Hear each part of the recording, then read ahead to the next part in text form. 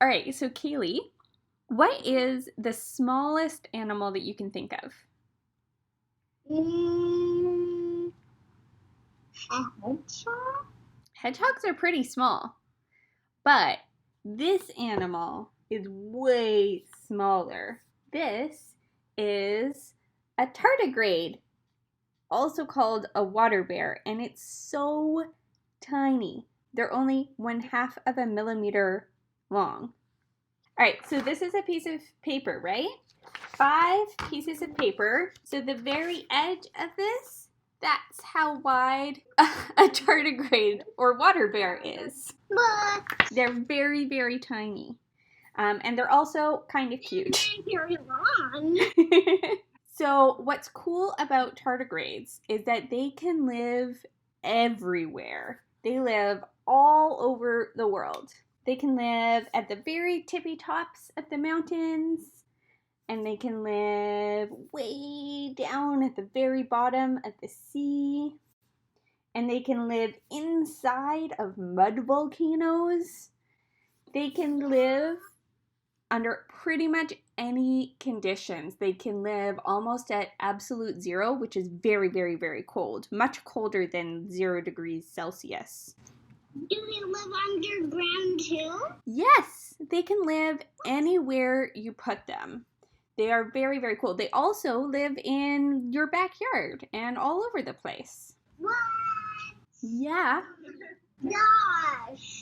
So the way that they do that, because we couldn't do that all the time, right? We couldn't live in all of those crazy different places, or at least not without lots of expensive equipment. Hey, Maverick. But tardigrades do a very cool thing. When a tardigrade gets lost in a very, very harsh environment that most animals wouldn't be able to survive in, they do a very cool trick. They do a very cool trick called cryptobiosis. Can you say that? What does that mean? Cryptobiosis means that all their body processes that we call metabolism, they slow it right down. So it's very, very slow. And then they get rid of all of their water and they curl up into little balls. They aren't the only animal that does this sort of thing. But the cool thing about tardigrades is that they don't just get rid of their water. They actually replace it with something else that ends up creating kind of a glass shell for their cells that protects them. It's really cool. Can you imagine yourself, Kaylee, drying all out and getting a little glass shell and turning into a giant marble? But as little marble balls, they can withstand almost anything.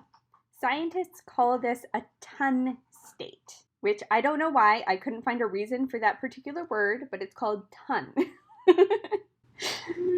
And when they're in this state, they can do pretty much anything. Scientists have found ton versions of tardigrades that have survived in that state without food or water or anything for more than 30 years. Which is especially cool considering that a tardigrade's normal lifespan is only a few months. Oh my gosh. Earth has seen 5 major mass extinction events in our whole history. That's one of them was what killed the dinosaurs. Do you know about that? Mm-hmm. Right. So there have been 5 of those crazy events, and tardigrades have survived all of them because of this very cool trick that they do. And even beyond all of those mass extinctions, they have survived in space, not even on Earth. They performed an experiment. Too? Yeah. They performed an experiment where they put a bunch of tardigrades in their ton state, in their safe state, into space, and they survived for 10 days. They brought them back after 10 days, and they were still alive. And all you have to do to revive them is add a little bit of water, and they perk right back up. Humans need all these very fancy spacesuits in order to survive in space. We're not like the tardigrades. We don't get to turn into glass marbles. And beyond that, because now we know that they can survive in space even for 10 days, Do you know where Israel is, the country?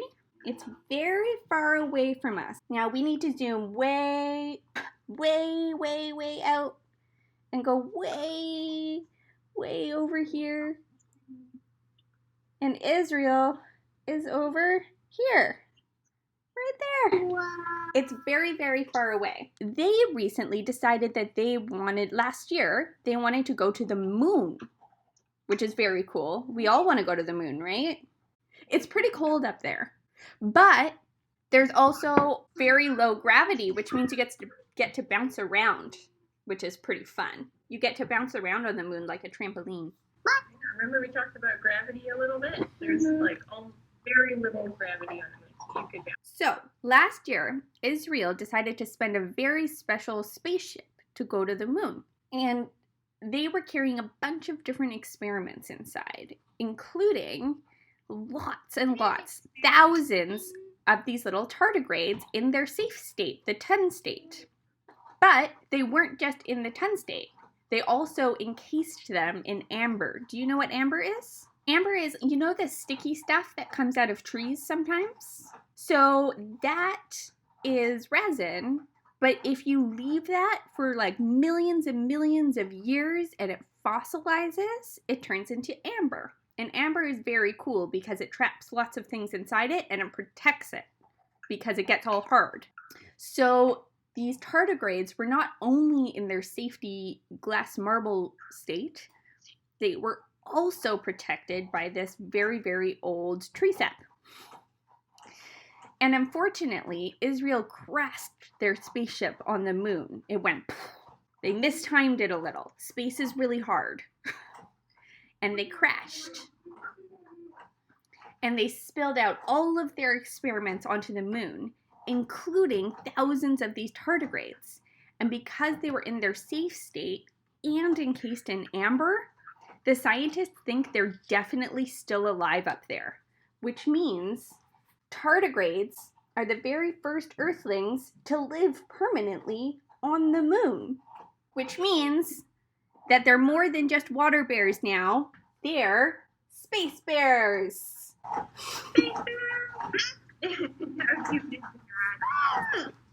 So cute. Kaylee said, what does experiment mean?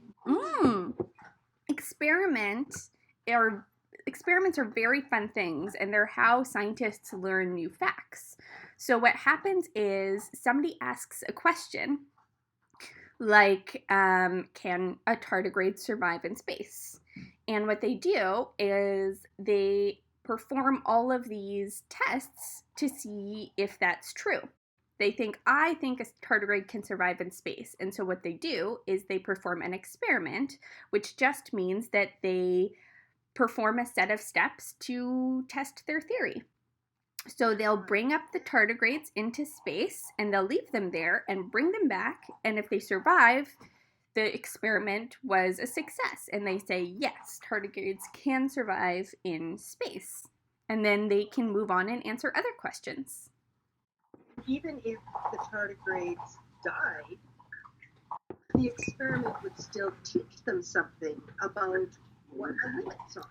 Now they know, no, tardigrades can't survive in space. But I bet Auntie Megan can figure out an experiment for you to do. It's true. I have one ready. We are going to perform an experiment to test the hypothesis. Hypothesis is just a fancy name for a question. That tardigrades live in your backyard. Can you help me answer this? You do an experiment to find out if tardigrades live in our backyard? So what we need to do is we need to go into your backyard and find some moss. Do you know what moss is? Maybe Mommy can help you find some. I know what moss is. Great. Do you have some in your yard? Where? Tell me. You found moss at your school, right? Yeah. Well, Miss Aaron said that on my Cool. So the week before spring break, they found moss at your school, so they're building a fairy garden. Oh my gosh. That's great. So, okay. So I actually want you guys... to do this and get back to me tomorrow because I can't actually do this one. I don't have the proper tools, but you guys do. You remember those little microscopes I gave you guys? So what you need to do is you're going to find some moss, and if it can be kind of damp moss, that's better, but any kind of moss. And you're going to put it in a container, and you're going to add some water to it, and you're going to leave it for about a day. And then you're going to take a little drop of water and put it into your microscope where you look through, and look through the microscope and see if you can see anything squirming around in there. And if you do, that's a tardigrade. Awesome. I really want to see a real tardigrade. And then you can call Auntie Megan and let me know if you found any. Just where I live. I think tardigrades live pretty much everywhere. They really do. They live in moss, they live in volcanoes, they live at the bottom of the ocean. Moss is their favorite place to live, though. They're very happy in moss. So basically all of them. There's tardigrades basically everywhere, but they're so tiny that we don't really notice them.